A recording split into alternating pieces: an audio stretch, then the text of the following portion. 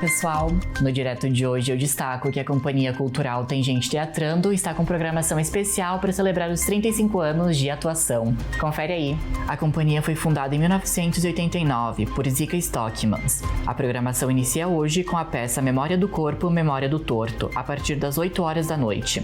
Na quarta, ocorre o show acústico da cantora Fran Duarte, no Bar da Cachaça Cênica, às 8 da noite. Já na sexta, no mesmo horário, tem o espetáculo Lendas de Enganar a Morte. No fim de semana, os artistas visuais do Segundo Persopa vão colorir os muros da companhia. O encerramento vai ser no domingo, com a apresentação do espetáculo Superfície do Tempo na Praça Dante Alighieri, às 4 da tarde. As atividades são de graça, participe!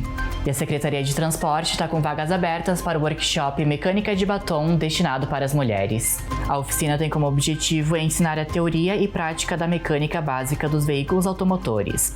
Durante a atividade, as participantes vão aprender técnicas corretas para identificar problemas nos automóveis.